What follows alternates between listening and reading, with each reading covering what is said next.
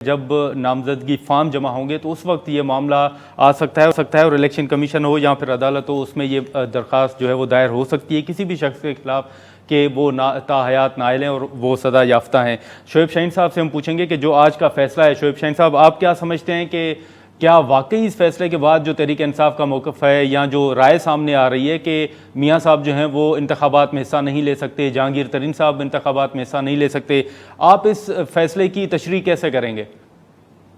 دیکھیں، یہ ابھی سوال حل طلب ہے، یہ عدالتوں میں دوبارہ جائے گا۔ پہلا تو سوال یہ پیدا ہوتا ہے کہ آرٹیکل 62(1)F کی تشریح کرتے ہوئے سپریم کورٹ کے لارجر بینچ نے یہ ڈکلیئر کیا اور ڈٹرمن کیا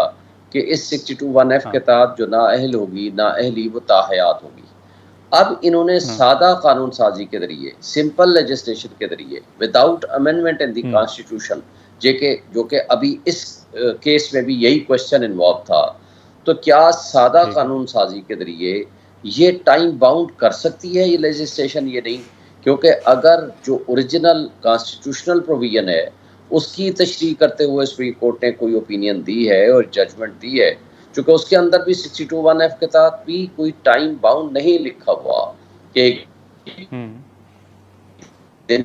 کے لیے ہوگا، تاحیات ہوگا، اس کی تشریح کی ہے، اس کو انٹرپریٹ کیا ہے۔ اب سپریم کورٹ کی اس انٹرپریٹیشن کو جب تک آپ وہ ایکچوئل ریزننگ نہ آپ چینج کریں، کیونکہ سپریم کورٹ کی ججمنٹ کا امپیکٹ تب ختم ہو سکتا ہے کہ جب اس کے اندر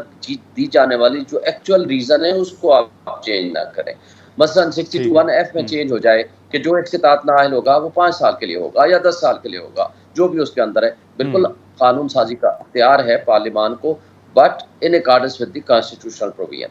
اب جو سادہ قانون سازی ہوئی ہے، کیا